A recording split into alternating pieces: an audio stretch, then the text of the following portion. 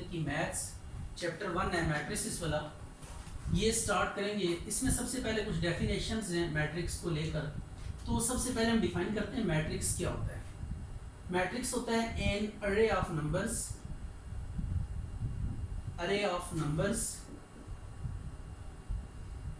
in the form of rows and columns is called a matrix। इसमें एक चीज और ऐड करनी है। अच्छा जी, an array of numbers in the form of rows and columns written in square brackets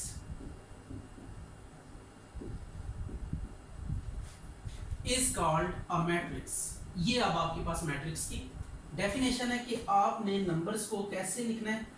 1 2, ये arrangement है row wise, ठीक है, ये रो वाइज है। ये हमने रो वाइज नंबर को लिखा है 1 2 और ये 5 7, ये भी रो वाइज है। इसको कहते हैं रो अरेंजमेंट। ये रो है, ये भी रो है। ये रो वाइज हमने क्या किया, नंबर्स का अरेंज किया। या जब वर्टिकली आप देखेंगे तो ये ऊपर से नीचे ये जो अरेंजमेंट होती है इसको हम कॉलम अरेंजमेंट कहते हैं। तो आप नंबर्स को in the form of rose and columns जब एक्सप्रेस करेंगे बिटवीन स्क्वायर ब्रैकेट्स, तो जो एक्सप्रेशन आपके पास आएगी इस एक्सप्रेशन को आप क्या कहेंगे, मैट्रिक्स कहेंगे। ये आपके सामने मैट्रिक्स लिखा हुआ है। तो इसमें हमने नंबर्स को क्या किया, in the form of rose and columns क्या कर दिया है, अरेंज कर दिया है। अब एक और चीज वेरी इंपॉर्टेंट है इसके साथ ही, जो order of A matrix. Order of A matrix, order of A matrix क्या होता है, इसको भी हम डिफाइन कर लेते हैं। If in a matrix number of rows are m and number of columns are n, then order of matrix is equal to m by n। m cross n इसको लिखेंगे, ये क्रॉस को बाय में पढ़ते हैं, m by n।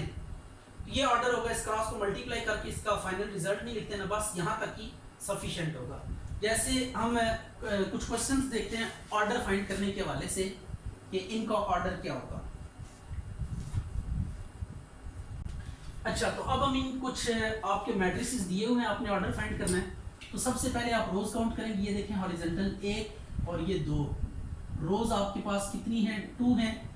कॉलम्स आपके पास कितने हैं, 2 हैं। कॉलम ये वर्टिकल भी ऊपर से नीचे, ये भी 2 कॉलम्स हैं। तो इसका जो ऑर्डर होगा वो क्या होगा, 2 क्रॉस 2।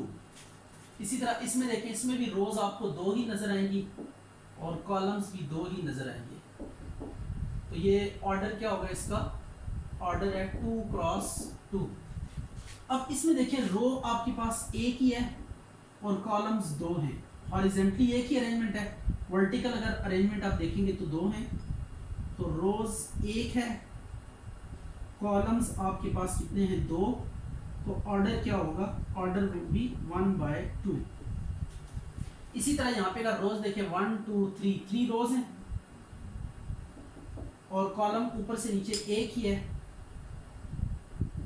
1। तो ऑर्डर क्या होगा, 3 by 1। तो ये ऑर्डर आपने याद रखना है। पहले हमेशा रोज लिखनी है, बाद में कॉलम्स लिखने हैं। ये आप आगे पीछे शफलिंग नहीं कर सकते। अब इसमें देखिए 3 क्या है, रोज हैं और 2 कॉलम्स हैं।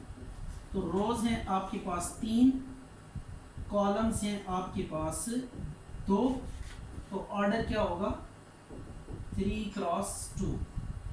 अब इसमें देखें 3 रोज हैं और 3 ही कॉलम्स हैं।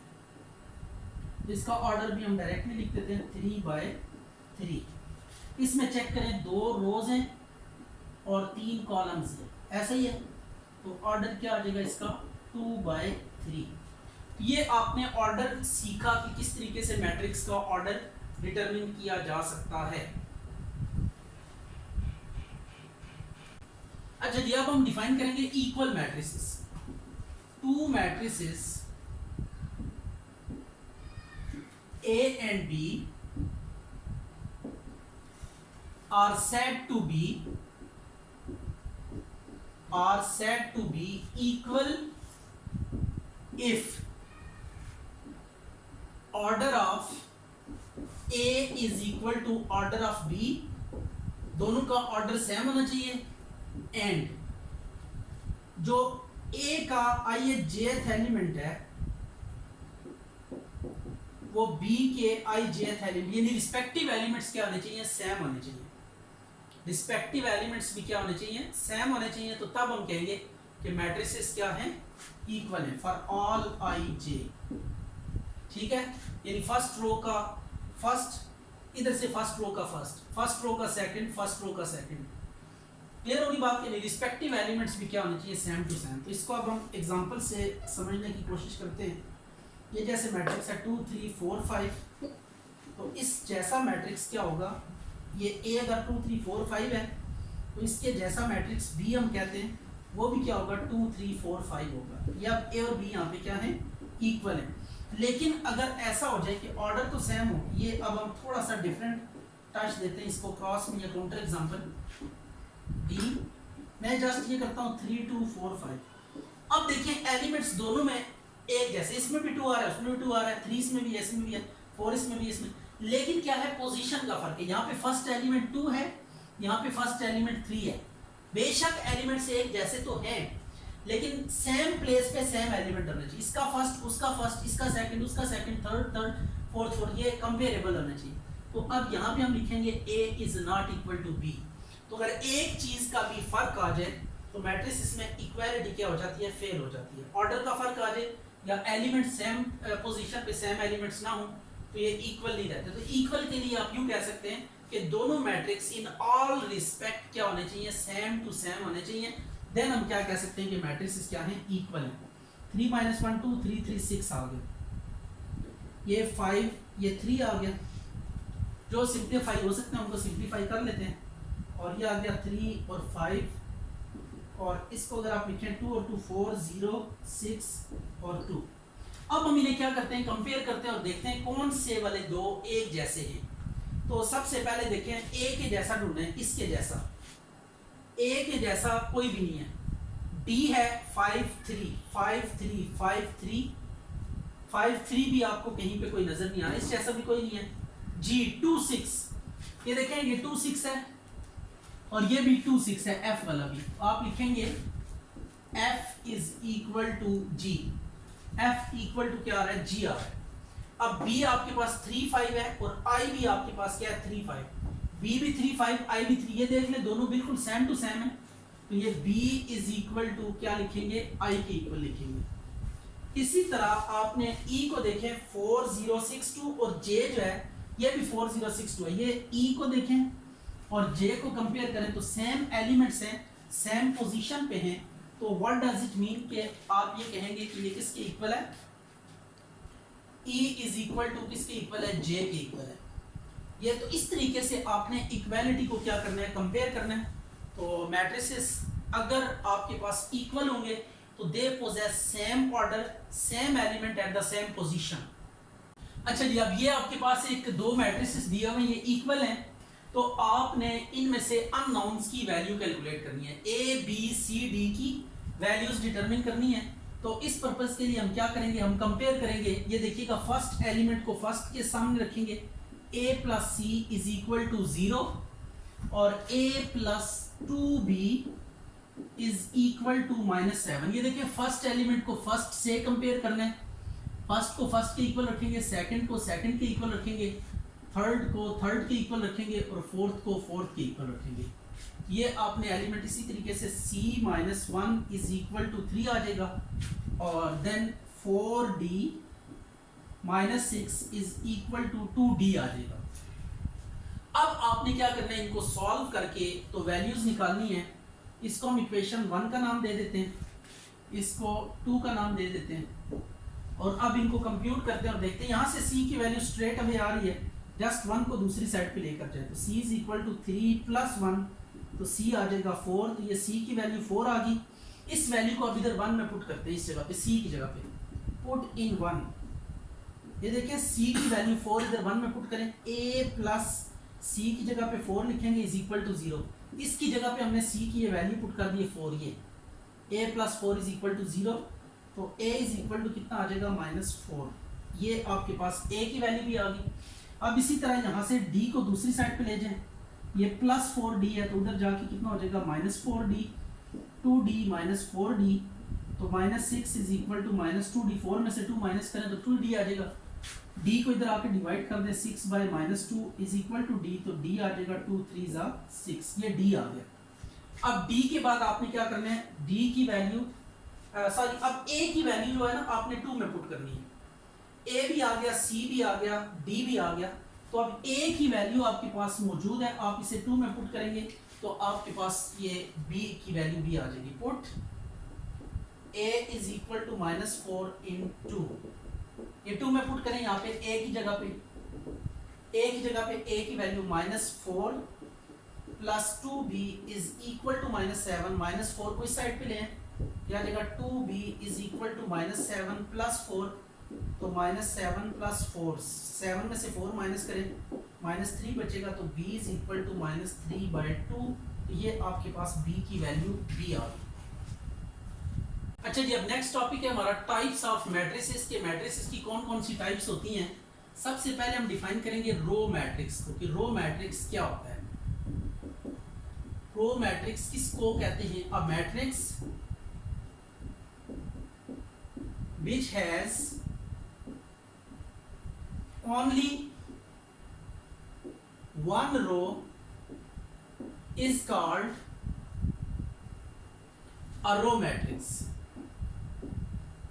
एक ऐसा मैट्रिक्स जिसमें सिर्फ और सिर्फ एक रो हो उसको हम क्या कहेंगे, रो मैट्रिक्स कहेंगे। जैसे 2 3, इसमें देखें एक ही रो है, 7 4 11 इसमें एक ही रो है, 1 9 इसमें एक ही रो है, एटसेट्रा। ये सारे के सारे क्या हैं आपके पास, रो मैट्रिसेस हैं। अब इसके बाद आप डिफाइन करते हैं कॉलम मैट्रिक्स को। ये फर्स्ट डेफिनेशन है रो मैट्रिक्स, सेकंड डेफिनेशन है कॉलम मैट्रिक्स। कॉलम मैट्रिक्स, तो कॉलम मैट्रिक्स क्या होगा, कॉलम मैट्रिक्स आपके पास होगा a matrix which has only one column is called a column matrix।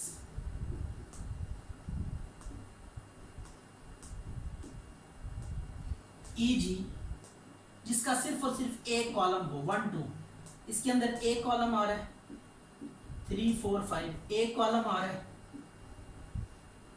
7 9 11 12 ये एक कॉलम है। ये सारे के सारे आपके पास क्या हैं, कॉलम मैट्रिसेस हैं, कि इनमें जस्ट आपको एक कॉलम नजर आएगा, तो ऐसे मैट्रिक्स को हम क्या कहेंगे, कॉलम मैट्रिक्स कहेंगे। इसके बाद एक होता है rectangular matrix. Rectangular matrix, rectangular matrix किसको कहते हैं, a matrix in which number of rows is not equal to number of columns। जिसमें कॉलम्स और रोज इक्वल नहीं होंगी, ऐसे मैट्रिक्स को हम क्या कहेंगे, रेक्टेंगुलर मैट्रिक्स कहेंगे।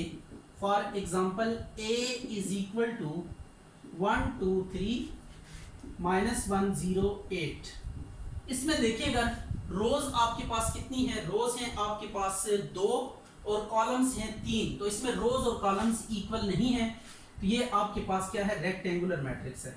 इसी तरीके से 1 3 ये भी आपके पास एक रेक्टेंगुलर मैट्रिक्स है और साथ ही साथ में ये कॉलम मैट्रिक्स भी है, क्योंकि इसमें रोज 2 हैं, कॉलम 1 है। इसी तरीके से अगर हम ये लिखें 2 5, तो ये भी आपके पास एक रेक्टेंगुलर मैट्रिक्स है, इसमें एक रो है 2 कॉलम्स हैं। अगर आपके पास रोज और कॉलम्स इक्वल ना हो तो ऐसे मैट्रिसेस को हम क्या कहते हैं, रेक्टेंगुलर मैट्रिसेस कहते हैं। इसके बाद नेक्स्ट है आपके पास fourth definition, that is square matrix.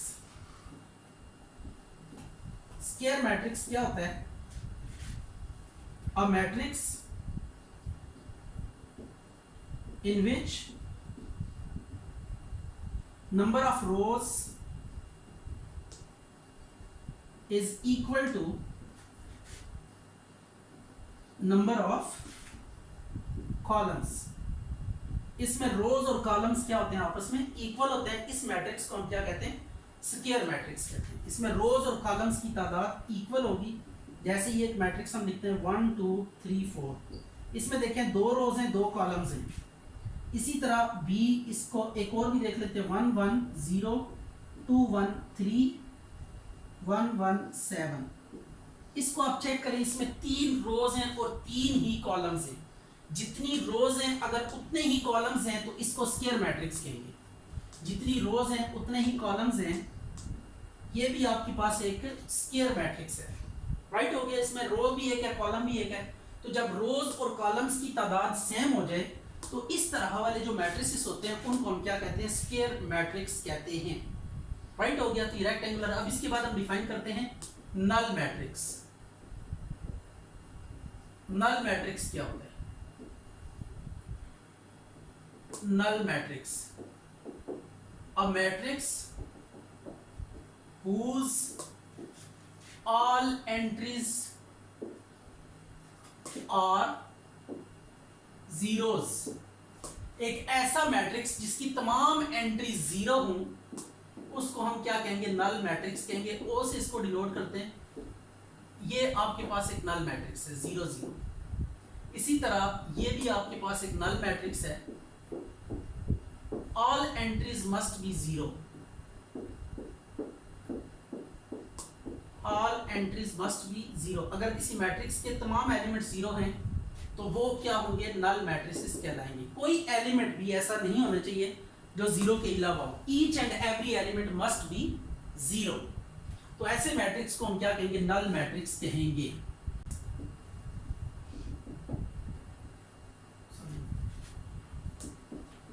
Diagonal matrix,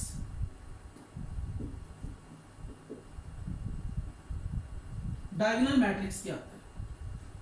ये बेसिकली अब स्क्वायर मैट्रिक्स की आगे टाइप्स हैं। स्क्वायर मैट्रिक्स की आगे कुछ फर्दर टाइप्स हैं। उसमें सबसे पहला है डायगोनल मैट्रिक्स। तो इसको हम डिफाइन करेंगे, a square matrix, a square matrix whose all entries are zeros except the main principal diagonal entries।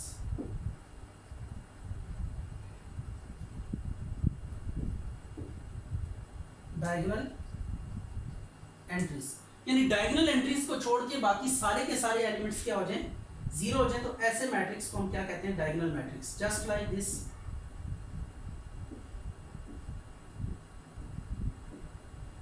ये डायगोनल के एलिमेंट्स अगर आप गौर करें तो ये नॉन जीरो हैं, बाकी सारी की सारी एंट्रीज क्या हैं, जीरो हैं।